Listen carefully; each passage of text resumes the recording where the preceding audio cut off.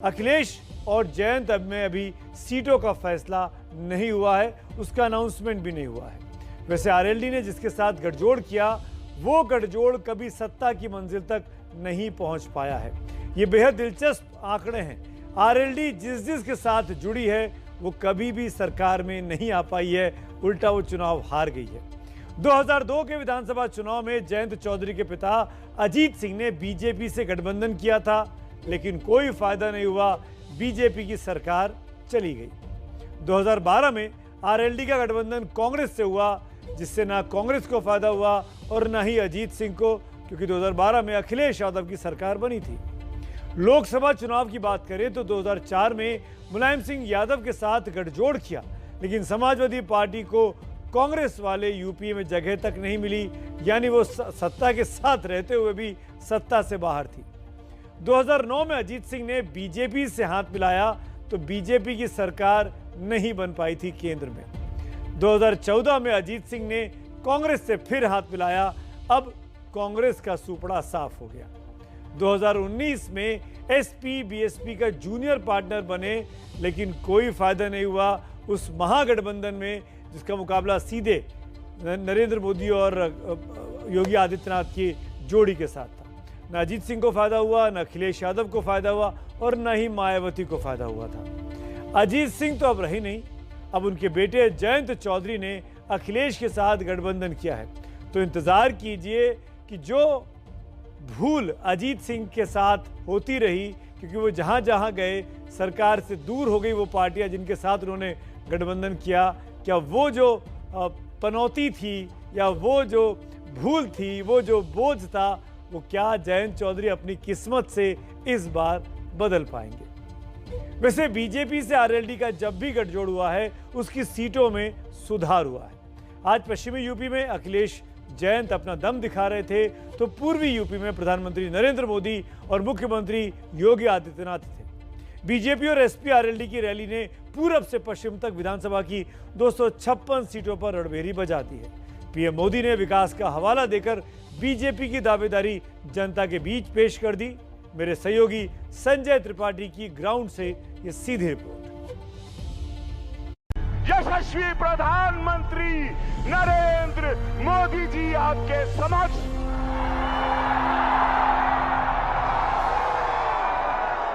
मोदी मोदी मोदी मोदी गोरखपुर का देवतुल्य लोगन के हम प्रणाम करत माने। गोरखपुर में मोदी, सुबह पर भोजपुरी। 2 दिन से इंतजार करत रही, आज वो घड़ी आ गई बा। मोदी की रणनीति चुनावी। मैं हैरान हो गया, इतनी बड़ी तादाद में लोग, इतने दूर दूर लोग झंडे हिला रहे हैं। पूर्वांचल के रास्ते यूपी की तैयारी। पूरा यूपी भली भांति जानता है कि लाल टोपी वालों को लाल बत्ती से मतलब रहा है। उनको आपके दुख तकलीफ से कोई लेना देना नहीं है। प्रधानमंत्री गोरखपुर आए तो उनके दिमाग में सियासी तस्वीर बिल्कुल साफ थी। मोदी के टारगेट पर पूर्वांचल नहीं बल्कि पूरा यूपी था। विपक्ष जिन बातों को लेकर यूपी सरकार को घेर रहा था, मोदी उन्हीं मुद्दों को पिटारे में रख कर लाए थे। किसान, कोरोना, रोजगार, कानून व्यवस्था, ये वो 4 मुद्दे हैं जो बीजेपी के लिए चिंता का सबब बने हुए हैं। प्रधानमंत्री ने गोरखपुर में खाद फैक्ट्री, एम्स और आईसीएमआर के रीजनल सेंटर का उद्घाटन किया और इनके जरिए डबल इंजन की सरकार की ताकत बता दी। योगी जी के पहले की जो सरकार थी उसने कैसे गन्ना किसानों को पैसे के भुगतान में रुला दिया था, चीनी मिलों को लेकर कैसे कैसे खेल होते थे, क्या क्या घोटाले किए जाते थे। लंबे समय से गोरखपुर सहित ये बहुत बड़ा क्षेत्र सिर्फ एक मेडिकल कॉलेज के भरोसे चल रहा। जब हमें सेवा का अवसर दिया तो यहां एम्स में भी आपने देखा इतना बड़ा एम्स बन गया। इतना ही नहीं, रिसर्च सेंटर की अपनी बिल्डिंग भी तैयार है। माफिया जेल में है और निवेशक दिल खोलकर यूपी में निवेश कर रहे हैं। यही डबल इंजन का डबल विकास है। इसलिए डबल इंजन की सरकार पर यूपी को विश्वास है। गोरखपुर में प्रधानमंत्री आए तो उनके भाषण के सेंटर पॉइंट में किसान इसलिए भी थे क्योंकि बीजेपी की रणनीति है कि अगर पश्चिमी उत्तर प्रदेश में नुकसान होता है तो उसकी भरपाई पूर्वी उत्तर प्रदेश से की जाए। अपने नाम के अनुरूप मोदी है तो मुमकिन है, यह बनाने का जो एक कार्य आज साकार रूप से पूर्वी उत्तर प्रदेश और देश देख रहा है। और योगी की बातों से भी लगा कि सब कुछ पीएम मोदी के सहारे ही है। गोरखपुर तो आगाज भर है। आने वाले दिनों में प्रधानमंत्री मोदी यूपी और खास तौर से पूर्वांचल में बीजेपी के पक्ष में चुनावी हवा बनाने में पूरा दम लगाएंगे। गोरखपुर से संजय त्रिपाठी की रिपोर्ट। अगर भीड़ और भव्यता पैमाना है किसी भी रैली की सफलता का, तो आज दोनों रैलियां, चाहे वो मेरठ की हो या फिर गोरखपुर की हो, वहां पे जन समूह, जन सैलाब देखने को मिला।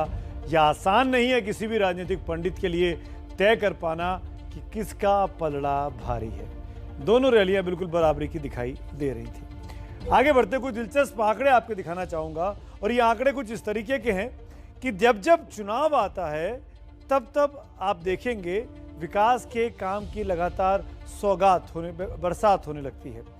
हम कुछ आंकड़े आपके सामने रखते हैं। चुनाव की घंटी बजती है तब विकास की दमदार तरीके से सियासी मानचित्र पर एंट्री हो जाती है।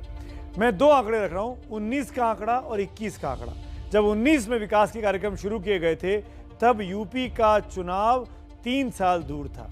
अब 21 है, यूपी का चुनाव 3 महीने दूर है। तो आप देखिएगा 19 बनाम 21 के इस विकास की जंग को।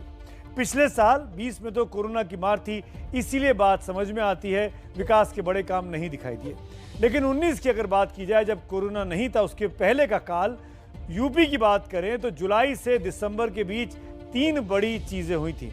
बनारस में पूर्व प्रधानमंत्री लाल बहादुर शास्त्री की प्रतिमा का अनावरण किया गया था, प्रधानमंत्री मोदी ने खुद किया था।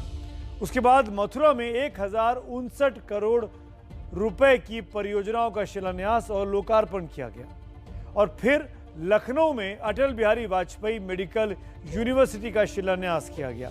ये सब केंद्र सरकार की तरफ से हुआ। ये 19 की जुलाई से दिसंबर के बीच की बात कर रहा हूं। अब इस साल यानी 21 में आ जाते हैं। इस साल 2021 में जुलाई से दिसंबर के बीच देखें तो लगातार तमाम परियोजनाओं के उद्घाटन होते जा रहे हैं, महीने दर महीने, हफ्ते दर हफ्ते। कहीं पे उद्घाटन है, कहीं पे शिलान्यास है, तो कहीं पर लोकार्पण है। जुलाई में वाराणसी में रुद्राक्ष समेत 1583 करोड़ रुपए की योजनाओं का उद्घाटन हुआ। सितंबर में अलीगढ़ में राजा महेंद्र प्रताप यूनिवर्सिटी का शिलान्यास किया गया। अक्टूबर में कुशीनगर समेत 9 जिलों में मेडिकल कॉलेज और लखनऊ में 5000 करोड़ की परियोजनाओं का उद्घाटन किया गया था। इसके बाद आता है नवंबर का महीना। यहां पर पूर्वांचल एक्सप्रेसवे, झांसी में 3000 करोड़ की परियोजनाएं, नोएडा के पास जेवर में इंटरनेशनल एयरपोर्ट का शिलान्यास, ये सब कुछ नवंबर के महीने में हुआ। और अब आता है उसके बाद दिसंबर का महीना। दिसंबर के पहले हफ्ते में ही आज गोरखपुर में एम्स और खाद कारखाने का उद्घाटन प्रधानमंत्री ने कर दिया है। 4 दिन बाद वो बलरामपुर जा रहे हैं और 13 दिसंबर को वो काशी विश्वनाथ कॉरिडोर का उद्घाटन करने पहुंचेंगे। इस मैप के इन 2 नक्शों को अगर आप ध्यान से देखेंगे तो आपको समझ में आएगा कि चुनाव से ठीक पहले काम कैसे दिखने लगते हैं। तो इसीलिए मैं बार बार कहता हूं, ऐसा क्यों नहीं हो सकता कि हमारे देश में हर साल चुनाव हो, कम से कम विकास तो होता है। विकास के नाम पर आम जनता का भला तो होता है। पुरानी कहावत है कि घी का लड्डू टेढ़ा भी भला है।